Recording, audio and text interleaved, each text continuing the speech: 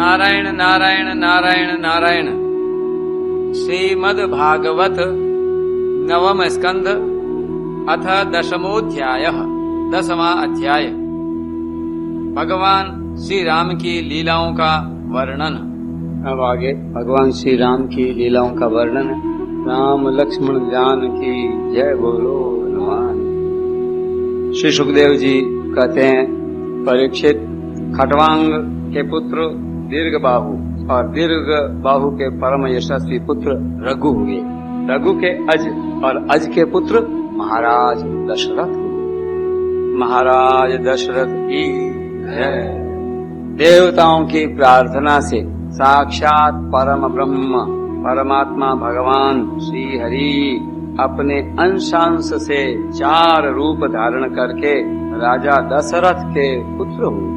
उनके नाम थे राम, लक्ष्मण, भरत और शत्रुघ्न। परीक्षित, सीतापति भगवान श्री राम का चरित्र तो तत्वदर्शी ऋषियों ने बहुत कुछ वर्णन किया है और तुमने अनेक बार उसे सुना भी है। श्री सुखदेव जी महाराज कहते हैं, परीक्षित, सीतापति भगवान श्री राम का चरित्र तो तत्वदर्शी ऋषियों ने बहुत कुछ वर्णन किया है और तुलसीदास जी ने भी रामचरितमानस में खूब अच्छी तरह से वर्णन किया है और तुमने अनेक बार उसे सुना भी है।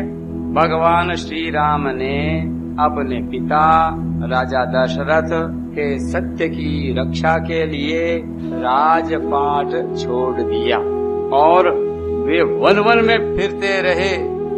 उनके चरण कमल इतने सुकुमार थे कि परम सुकुमारी श्री जानकी जी के कर कमलों का स्पर्श भी उनसे सहन नहीं होता था। वे ही चरण जब वन में चलते चलते थक जाते, तब हनुमान और लक्ष्मण उन्हें दबा दबा कर उनकी थकावट मिटाते। शूर्पणखा को नाक कान काट कर विरूप कर देने के कारण उन्हें अपनी प्रियतमा श्री जानकी जी का वियोग भी सहना पड़ा। इस वियोग के कारण क्रोधवश उनकी भौहें तन गईं, जिन्हें देखकर समुद्र तक भयभीत हो गया। इसके बाद उन्होंने समुद्र पर पुल बांधा और लंका में जाकर दुष्ट राक्षसों के जंगल को दावाग्नि के समान दग्ध कर दिया। वे कौशल नरेश हमारी रक्षा करें। भगवान श्री राम ने विश्वामित्र के यज्ञ में लक्ष्मण के सामने ही मारीच आदि राक्षसों को मार डाला। वे सब बड़े बड़े राक्षसों की गिनती में थे। परीक्षित, जनकपुर में सीता जी का स्वयंवर हो रहा था। संसार के चुने हुए वीरों की सभा में भगवान शंकर का वह भयंकर धनुष रखा हुआ था। वह इतना भारी था कि 300 वीर बड़ी कठिनाई से उसे स्वयंवर सभा में ला सके थे। भगवान श्री राम ने उस धनुष को बात की बात में उठाकर उस पर डोरी चढ़ा दी और खींचकर बीचों बीच उसके 2 टुकड़े कर दी। ठीक वैसे ही जैसे हाथी का बच्चा खेलते खेलते एक तोड़ डाले। भगवान ने जिन्हें अपने वक्षस्थल पर स्थान देकर सम्मानित किया है, वे श्री लक्ष्मी जी ही सीता के नाम से जनकपुर में अवतीर्ण हुई थी। जनक सुता जग जननी जानकी अतिशय प्रिय करुणा निधानी। जानकी माता की जय। तो सीता के नाम से लक्ष्मी जी ही जनकपुरी में अवतीर्ण हुई थी। वे गुणशील अवस्था, शरीर की गठन और सौंदर्य में सर्वथा भगवान श्री राम के अनुरूप थी। भगवान ने धनुष तोड़कर उन्हें प्राप्त कर लिया। अयोध्या को लौटते समय मार्ग में उन्हें परशुराम जी से भेंट हुई, जिन्होंने 21 बार पृथ्वी को राजवंश के बीज से भी रहित कर दिया था। भगवान ने उनके बढ़े हुए गर्व को नष्ट कर दिया। इसके बाद पिता के वचन को सत्य करने के लिए उन्होंने वनवास स्वीकार कर लिया। यद्यपि महाराज दशरथ ने अपनी पत्नी के अधीन होकर ही उसे वैसा वचन दिया था, फिर भी वे सत्य के बंधन में बंध गए थे। इसलिए भगवान ने अपने पिता की आज्ञा शिरोधार्य की। उन्होंने प्राणों के समान प्यारे राज्य, लक्ष्मी, प्रेमी, हितैषी, मित्र और महलों को वैसे ही छोड़कर अपनी पत्नी के साथ यात्रा की जैसे मुक्त संग योगी प्राणों को छोड़ देता है। वन में पहुंचकर भगवान ने राक्षस राज रावण की बहन शूर्पणखा को विरूप कर दिया, क्योंकि उसकी बुद्धि बहुत ही कलुषित काम वासना के कारण अशुद्ध थी। उसके पक्षपाती खर, दूषण, त्रिशरा आदि प्रधान प्रधान भाइयों को, जो संख्या में 14,000 थे, हाथ में महान धनुष लेकर भगवान श्री राम ने नष्ट कर डाला और अनेक प्रकार की कठिनाइयों से परिपूर्ण वन में वे इधर उधर विचरते हुए निवास करते रहे। परीक्षित, जब रावण ने सीता जी के रूप, गुण, सौंदर्य आदि की बात सुनी तो उसका हृदय काम वासना से आतुर हो गया। उसने अद्भुत हरिण के वेश में मारीच को उनकी पर्ण कुटी के पास भेजा। वह धीरे धीरे भगवान को वहां से दूर ले गया। अंत में भगवान ने अपने बाण से उसे बात की बात में वैसे ही मार डाला जैसे दक्ष प्रजापति को वीरभद्र ने मारा था। जब भगवान श्री राम जंगल में दूर निकल गए तब लक्ष्मण की अनुपस्थिति में नीच राक्षस रावण ने भेड़िए के समान विदेह नंदिनी सुकुमारी श्री सीता जी को हर लिया। तदनंतर वे अपनी प्राणप्रिया सीता जी से बिछुड़कर अपने भाई लक्ष्मण के साथ वन वन में दीन की भांति घूमने लगे और इस प्रकार उन्होंने यह शिक्षा दी कि जो स्त्रियों में आसक्ति रखते हैं उनकी यही गति होती है। हरे नमः। लीलाधारी भगवान की जय। इसके बाद भगवान ने उस जटायु का दाह संस्कार किया जिसके सारे कर्म बंधन भगवत सेवा रूप कर्म से पहले ही भस्म हो चुके। फिर भगवान ने कबंध का संहार किया और इसके अनंतर सुग्रीव आदि वानरों से मित्रता करके वाली का वध किया। तदनंतर वानरों के द्वारा अपनी प्राणप्रिया का पता लगवाया। ब्रह्मा और शंकर जिनके चरणों की वंदना करते हैं वे भगवान श्री राम मनुष्य की सी लीला करते हुए बंदरों की सेना के साथ समुद्र तट पर पहुंचे। वहां उपवास और प्रार्थना से जब समुद्र पर कोई प्रभाव न पड़ा तब भगवान ने क्रोध की लीला करते हुए अपनी उग्र एवं टेढ़ी नजर समुद्र पर डाली। उसी समय समुद्र के बड़े बड़े मगर और मच्छ खलबला उठे। डर जाने के कारण समुद्र की सारी गर्जना शांत हो गई। तब समुद्र शरीरधारी बनकर और अपने सिर पर बहुत सी भेंटें लेकर भगवान के चरण कमलों की शरण में आया और इस प्रकार कहने लगा, हे अनंत, हम मूर्ख हैं, इसलिए आपके वास्तविक स्वरूप को नहीं जानते। जाने भी कैसे? आप समस्त जगत के एकमात्र स्वामी, आदि कारण एवं जगत के समस्त परिवर्तनों में एक रस रहने वाले हैं। आप समस्त गुणों के स्वामी हैं, इसलिए जब आप सत्वगुण स्वीकार कर लेते हैं तब देवताओं की, रजोगुण को स्वीकार कर लेते हैं तब प्रजापतियों की, और तमोगुण को स्वीकार कर लेते हैं तब आपके क्रोध से रुद्र गण की उत्पत्ति होती है। वीर शिरोमणे, आप अपनी इच्छा के अनुसार मुझे पार कर जाइए और त्रिलोकी को रुलाने वाले विश्रवा के कुपूत रावण को मारकर अपनी पत्नी को फिर से प्राप्त कीजिए। परंतु आपसे मेरी एक प्रार्थना है, आप यहाँ मुझ पर एक पुल बांध दीजिए, इससे आपके यश का विस्तार होगा और आगे चलकर जब बड़े बड़े नरपति दिग्विजय करते हुए यहाँ आएंगे तब वे आपके यश का गान करेंगे।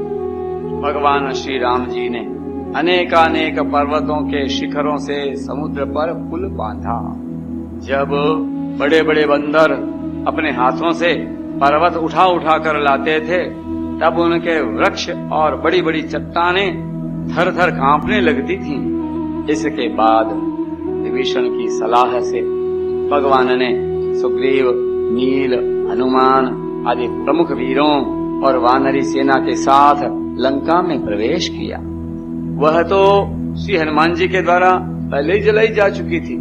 उस समय वानर राज की सेना ने लंका के सैर करने के और खेलने के स्थान, अन्न के गोदाम, खजाने, दरवाजे, फाटक, सभा भवन, छज्जे और पक्षियों के रहने के स्थान तक को घेर लिया। उन्होंने वहां की वेदी, ध्वजाएं, सोने के कलश और चौराहे तोड़ फोड़ डाले। उस समय लंका ऐसी मालूम पड़ रही थी जैसे झुंड के झुंड हाथियों ने किसी नदी को मथ डाला हो। यह देखकर राक्षस राज रावण ने निकुंभ, कुंभ, धूम्राक्ष, दुर्मुख, सुरांतक, नरकांतक, प्रहस्त, अतिकाय, दिगंपान आदि अपने सब अनुचरों, पुत्र मेघनाद और अंत में भाई कुंभकर्ण को भी युद्ध करने के लिए भेजा। राक्षसों की वह विशाल सेना तलवार, त्रिशूल, धनुष, प्रास, रिष्टि, शक्ति, बाण, भाले, खड़ग आदि शस्त्र अस्त्रों से सुरक्षित और अत्यंत दुर्गम थी। भगवान श्री राम ने सुग्रीव, लक्ष्मण, हनुमान, गंधमादन, नील, अंगद, जांबवान और पनस आदि वीरों को अपने साथ लेकर राक्षसों की सेना का सामना किया। रघुवंश शिरोमणि भगवान श्री राम के अंगद आदि सब सेनापति राक्षसों की चतुरंगिणी सेना हाथी, रथ, घुड़सवार और पैदलों के साथ द्वंद्व युद्ध की रीति से भिड़ गए और राक्षसों को वृक्ष, पर्वत शिखर, गदा और बाणों से मारने लगे। उनका मारा जाना तो स्वाभाविक ही था, क्योंकि वे उसी रावण के अनुचर थे जिसका मंगल श्री सीता जी को स्पर्श करने के कारण पहले ही नष्ट हो चुका था। जब राक्षस राज रावण ने देखा कि मेरी सेना का तो नाश हुआ जा रहा है, तब वह क्रोध में भरकर पुष्पक विमान पर आरूढ़ हो भगवान श्री राम के सामने आया। उस समय इंद्र का सारथी मातली बड़ा ही तेजस्वी दिव्य रथ लेकर आया और उस पर भगवान श्री राम जी विराजमान हुए। रावण अपने तीखे बाणों से उन पर प्रहार करने लगा। भगवान श्री राम ने रावण से कहा, नीच राक्षस, तुम कुत्ते की तरह हमारी अनुपस्थिति में हमारी प्राण प्रिया पत्नी को हर लाए। तुमने दुष्टता की हद कर दी। तुम्हारे जैसा निर्लज्ज तथा निंदनीय और कौन होगा।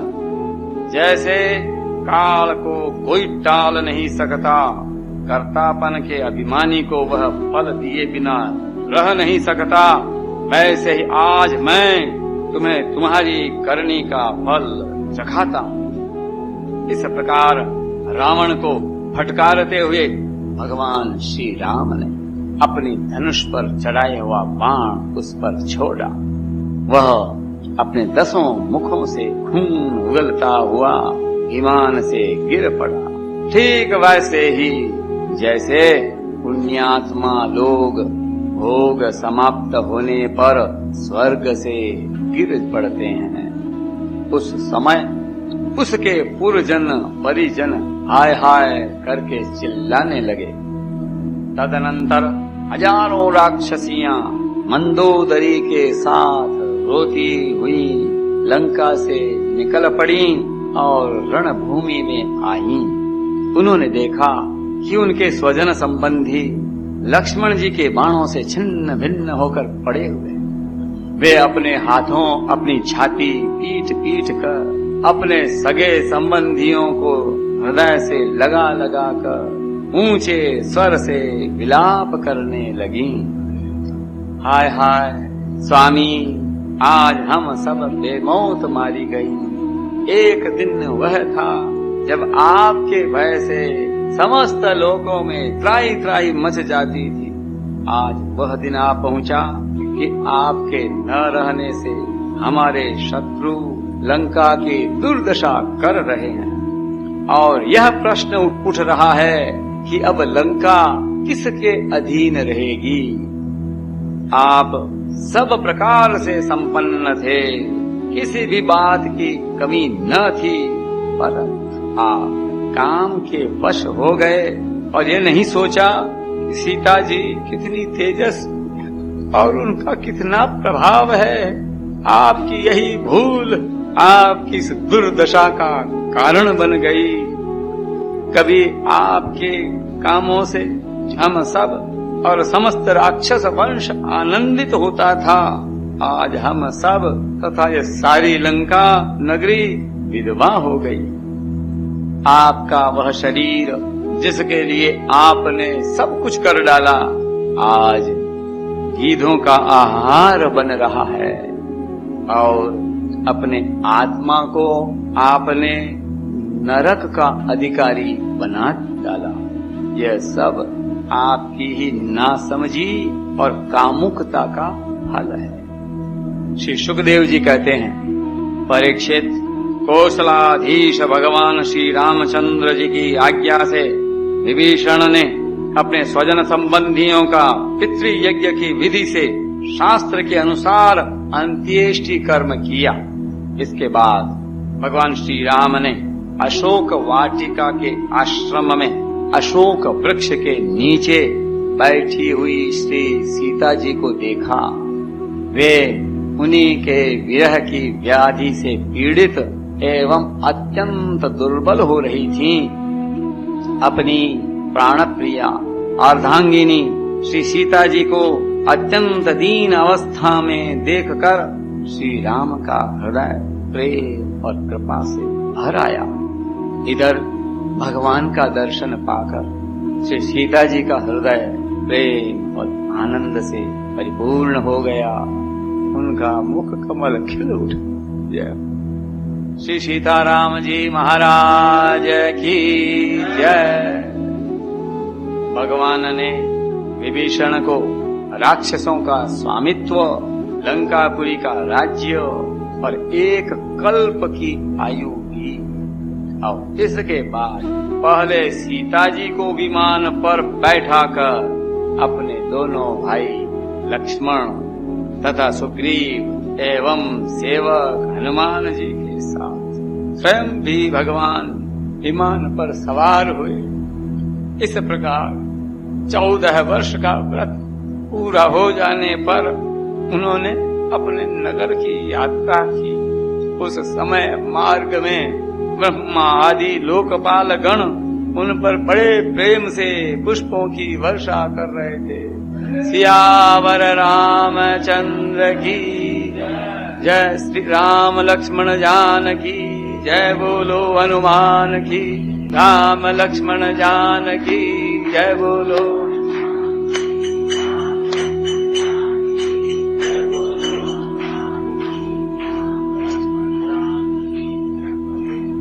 इधर तो ब्रह्मा आदि बड़े आनंद से भगवान की लीलाओं का गान कर रहे थे, और उधर जब भगवान को यह मालूम हुआ कि भरत जी महाराज की, भरत जी केवल गोमूत्र में पकाया हुआ जौ का दलिया खाते हैं, वलकल पहनते हैं और पृथ्वी पर डाब बिछाकर सोते हैं, एवं उन्होंने जटाएं बढ़ा रखी हैं। तब भगवान बहुत दुखी हुए। भक्तवत्सल भगवान की उनकी दशा का स्मरण कर परम करुणाशील भगवान का हृदय भर आया। जब भरत जी को मालूम हुआ कि मेरे बड़े भाई भगवान राम जी आ रहे हैं, तब पुरवासी मंत्री और पुरोहितों को साथ लेकर एवं भगवान की पादुकाएं सिर पर रखकर उनकी अगवानी के लिए चले। जब भरत जी अपने रहने के स्थान नंदीग्राम से चले तब लोग उनके साथ साथ मंगल गान करते बाजे बजाते चलने लगे।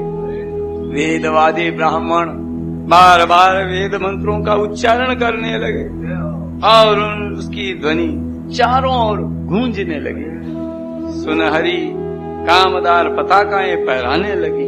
सोने से मढ़े हुए तथा रंग बिरंगी ध्वजाओं से सजे हुए रथ, सुनहले साज से सजाए हुए सुंदर घोड़े तथा सोने के कवच पहने हुए सैनिक उनके साथ साथ चलने लगे। सेठ साहूकार, श्रेष्ठ वारांगनाएं, पैदल चलने वाले सेवक और महाराजाओं के योग्य छोटी बड़ी सभी वस्तुएं उनके साथ चल रही थी।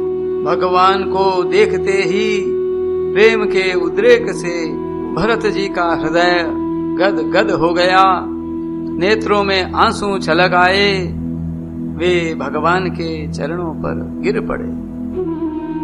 उन्होंने प्रभु के सामने उनकी पादुकाएं रख दी और हाथ जोड़कर खड़े हो गए। नेत्रों से आंसू की धारा बहती जा रही थी। भगवान ने अपने दोनों हाथों से पकड़कर बहुत देर तक भरत जी को हृदय से लगाए रखा। भगवान के नेत्र जल से भरत जी का स्नान हो गया। इसके बाद सीता जी और लक्ष्मण जी के साथ भगवान श्री राम जी ने ब्राह्मण और पूजनीय गुरुजनों को नमस्कार किया तथा सारी प्रजा ने बड़े प्रेम से सिर झुकाकर भगवान के चरणों में प्रणाम किया। उस समय उत्तर कोसल देश की रहने वाली समस्त प्रजा अपने स्वामी भगवान को बहुत दिनों के बाद आए देख अपने दुपट्टे हिला हिलाकर पुष्पों की वर्षा करती हुई आनंद से नाचने लगी। भरत जी ने भगवान की पादुकाएं ली। विभीषण ने श्रेष्ठ चंवर, सुग्रीव ने पंखा, श्री हनुमान जी ने श्वेत छत्र ग्रहण किया। परीक्षित, शत्रुघ्न जी ने धनुष और तरकस, सीता जी ने तीर्थों के जल से भरा हुआ कमंडलू, अंगद ने सोने का खड़ग और जाम्बवान ने ढाल ले ली। इन लोगों के साथ भगवान पुष्पक विमान पर विराजमान हो गए। चारों तरफ यथास्थान स्त्रियां बैठ गईं। बंदी जन स्तुति करने लगे। उस समय पुष्पक विमान पर भगवान श्री राम की ऐसी शोभा हुई मानो ग्रहों के साथ चंद्रमा उदय हो रहे। श्री रामचंद्र भगवान की जय। इस प्रकार भगवान ने भाइयों का अभिनंदन स्वीकार करके उनके साथ अयोध्यापुरी में प्रवेश किया। उस समय वह पुरी आनंदोत्सव से परिपूर्ण हो रही थी। राजमहल में प्रवेश करके उन्होंने अपनी माता कौशल्या, अन्य माताओं, गुरुजनों, बराबर के मित्रों और छोटों का यथायोग्य सम्मान किया तथा उनके द्वारा किया हुआ सम्मान स्वीकार किया। श्री सीता जी और लक्ष्मण जी ने भी भगवान के साथ साथ सबके प्रति यथायोग्य व्यवहार किया।